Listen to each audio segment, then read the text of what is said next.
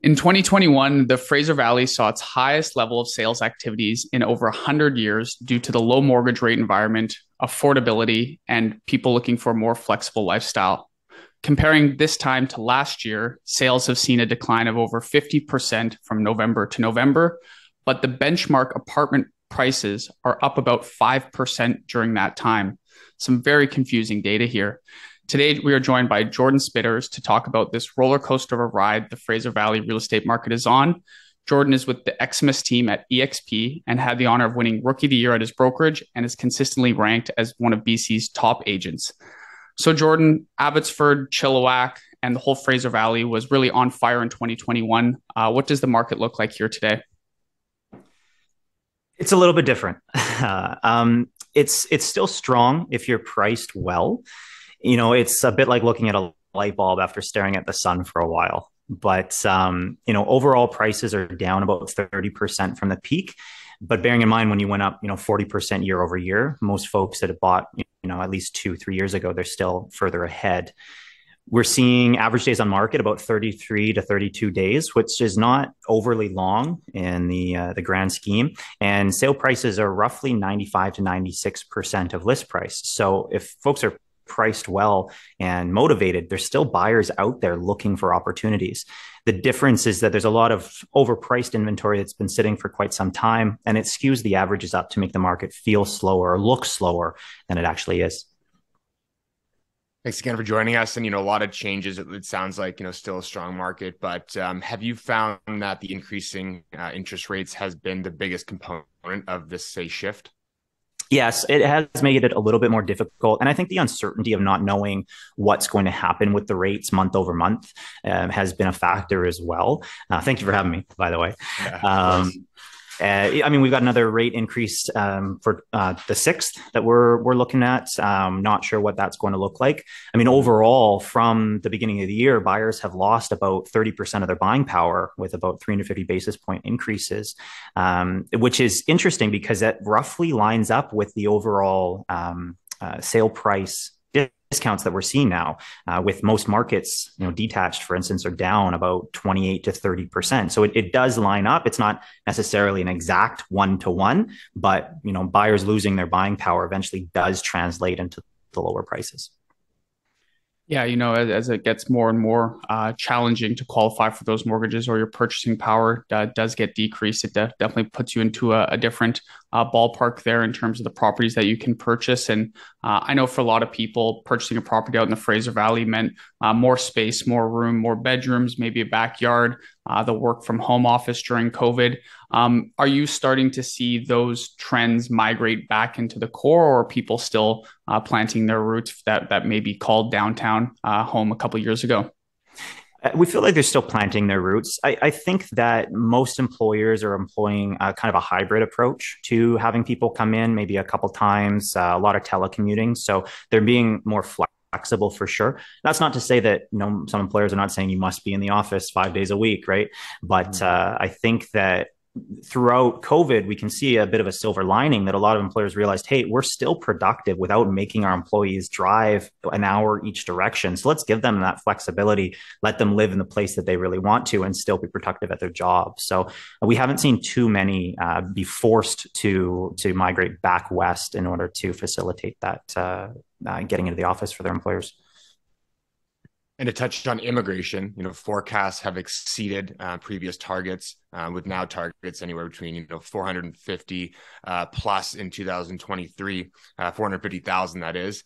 What impact will that have, do you think, on the Fraser Valley market? And is there one specific asset class that you think will be most affected from all of these people? Yes. So, we are seeing a lot of opportunity in rentals, especially with the new announcements removing the rental restrictions that came out last week. That's going to make it much easier to find housing for new immigrants that are maybe not in the position to purchase real estate. So from an investment standpoint, I think there's fantastic opportunity there. And then overall, it's going to shift every asset class from condos, townhouses, right up to detached. More demand without increasing supply is going to, always create that moat and help to protect that investment. The government always seems to try their best to always curb the demand side of things. And obviously a conversation here in Metro Vancouver, Fraser Valley, BC is limited supply. With the cost of capital, cost of construction, cost of borrowing increasing, do you see this impacting and slowing down new development coming to the market? Do you see new pre-sale projects coming into the market in Q1 of 2023? Mm-hmm. Yeah, we still have them coming through. I think that the developers that are already owning the dirt, even with the increased interest costs, their sunk costs are not changing, and the longer that they hang on to it, more money out of pocket. So they're incentivized to get that project rolling. The difference is, where are they going to be in that market cycle when it does eventually come to sale time? We're looking at about a 4 to 6 year cycle in order to get a project, built and ready for move in. So those folks that already own, I don't think it's going to affect them too much, but smaller developers that maybe don't have as deep pockets, that aren't able to weather the higher interest rates, it might slow them down. Whereas a larger developer that can weather that increased interest, I think they're going to continue moving forwards. They just might make some adjustments on the sale prices. Yeah, and a lot of people were interested in the purchasing pre-sale condos as investment projects. What are your thoughts on pre-sales currently? And is there a development there in the Fraser Valley that you are most excited for, looking forward to coming to market? Yeah, so I've always had mixed feelings on pre-sales. I think that they are a fantastic opportunity if you have your wits about you and you have good exit strategies. Unfortunately, a lot of investors treat pre-sales like a get-rich-quick scheme, and that's not what real estate's for, right? You need to, if the market doesn't increase in order to flip that property out, what do you want to do? Are you going to hold on to it? Are you able to rent it out? What does your cash flow situation look like? So you need to be looking at it from multiple angles and know that. I think that there's always opportunity in pre-sales. However, if you're buying in great locations and you have product that is always going to be sought after. There's a couple of different projects here in Abbotsford I'm interested in. First one is High Street. So that one is it's a 157 townhomes, and there is about 8 buildings of condos. It's at the Mount Lehman interchange there in the High Street Shopping Center, so super walkable, excellent location. And then Rail District in the historic downtown of Abbotsford is also very interesting. Lots of new development. The historic downtown over the last couple of years has been completely revitalized by the city. We like to call it Yaletown East. It's very trendy. Lots of new shops, cafes, and yoga studios, all that sort of stuff coming in here. So it's a great, very central, very walkable location. I think it's going to see long-term great appreciation. Do you mind diving into those 2 projects there just a little bit deeper in terms of maybe anticipated pricing, in terms of like maybe expected completion for the audience there, if you've got those? Yeah, so those ones are going to be completing. Both of them are about a 2 to 3 year window before they're coming to market. Average pricing on that for condos, we're still looking at the starting in the high 4s, and then can go up to the high 6s.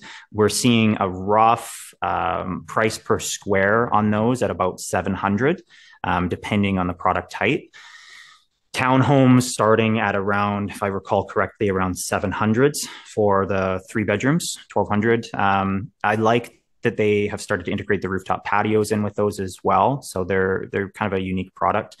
We haven't seen prices come off on pre-sales, pre-construction. The costs for developers haven't changed, so we're not really seeing much of a discount there, but folks are still buying because there isn't all that much inventory coming along for new builds. So options are still fairly limited. And, like looking at, say, downtown Vancouver, appreciation is typically what a lot of investors are looking at. Cash flow is hard to come by in a place like the Fraser Valley and some of these new construction coming to market. Is there still opportunity for good cash flowing properties? And is that something you're leaning your clients to more than ever to make sure that those properties are cash flowing with these higher interest rates? Yeah, absolutely. My focus has always been on a property that it's at least positive cash flow a little bit. Now it is a little bit more challenging with the higher rates, right? When you're looking at a 5.5, 5.75, it's been difficult to find those properties that are positive cash flow, especially if you're bringing in a property manager. What you might need to do is, manage it yourself for a little while, or, potentially there's good opportunities, but you may need to feed it a little bit, $50-$100 a month, and then refinance and change the interest rate when it's lower. We are seeing a lot more opportunity now with the rental restrictions being removed, however. So there's a lot of properties that were previously in great locations that weren't rentable and now are very underpriced relative to other rentable products. So there's some really great opportunities to find some cash flow there as well. When we were chatting before the call here, you were talking about, clients want to find a deal right now and they want to negotiate. What are some strategies and tips and tricks that you're using right now to negotiate with your buyers? So I am always coming with as much paper as possible. My negotiation strategy, dealing with investors, has always been to bring the data and let it speak for itself. So if I'm going to negotiate on property that is overpriced, and I know that these sellers have an expectation on a certain number, I'm going to do whatever I can to bring as much real world data to show them what it actually needs to be sold for, and trying to put that deal together in order to get a deal for my clients compared to what they were listed for and compared to other products on the market. And with some of the, earlier on in our conversation, you talked about purchasing power with higher interest rates being a bit lower, but also maybe a slight price reduction. Have you seen those two offset each other? And, your payments on a home, or you're able to purchase a property, balance each other out? Absolutely. So actually, I have an infographic here in front of me. A home that in February of 2022 was listed for $950. But is now listed for $700 at a rate of 3.09. You were looking at about $4,200 per month payment, whereas today on a $700,000 purchase, even with a rate of 5.09, you're still paying only $3,800. So even with the rates going up, the sale prices coming down have offset those payments, and you're still further ahead today. In your very first year there, you won Rookie of the Year. Very impressive award. Austin also won Rookie of the Year in a class of one. So both a couple of Rookies of the Year.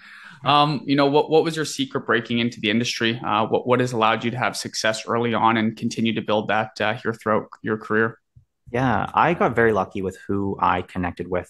I made an effort very early on to sidle up against the folks that knew what they were doing, and really just learn from the best. I think that also carries forward to the investing world. I mean, there's no harm in reaching out to the folks that know a little bit better than you do, and ask them questions and be a student for life. That's my philosophy. I come every day looking to learn something new and ready to work, and it's done me well. It definitely has. That's an insight. Yeah. It's always nice to surround yourself. I think any successful person out there, the first thing they mention is get yourself a good mentor. So, I teamed up with Taylor, but at least he gave me that Rookie of the Year award. What type of personal investing do you do? And maybe what's one investment that you're looking at right now? So I do long-term hold. I have a small portfolio myself, a little bit of corporate rental in there. We have unique opportunity here in the Fraser Valley because of the Trans Mountain Pipeline that's coming in. So we've got a lot of folks that have come in from out of town, Alberta, other provinces that they need furnished, fully inclusive rentals, and they're willing to pay for it. So we've filled our portfolio with a lot of those lately. I also tend to do flips. Now, I know previously I mentioned I have mixed feelings on pre-sales, and that's because I have made money on them, I've lost money on them, and you really need to have your wits about you. But I'm actually right now putting the finishing touches on a joint venture agreement, and I'm going to meet with my lawyers later this afternoon. It's a distressed pre-sale opportunity. The seller cannot complete on the property, and we're coming in helping them close on the property, and we've worked out an agreement where I take on all of the additional costs. I'm going to sell the project, and we'll see where we're at when the dust is settled. So I think there's some great opportunities there to reach out to developers and ask them, hey, do you have any buyers that maybe are not able to close, because I might be in a position to help them out. Cool. Yeah, it's nice. Corporate rental definitely catching a lot of attention. The Airbnb side but a bit longer of a hold, and really targeting those businesses that need places to live. Yeah, so thanks again for sharing all that insight and joining us here on the interview. If anyone has any questions on the Fraser Valley investment strategies, or just looking to pick Jordan's brain, please feel free to reach out. And Jordan, what's the best way that anyone can get in contact with you? So if you head to the eximus.com website, eximus.com, all my contact info is there. Otherwise, you can reach me at jordan@eximus.com as well. And I'm always pretty quick to respond. Awesome. Yeah. Thanks for doing this. It was a lot of fun. Thanks so much for having me, gentlemen. Really appreciate it. Yeah, of course. Cheers.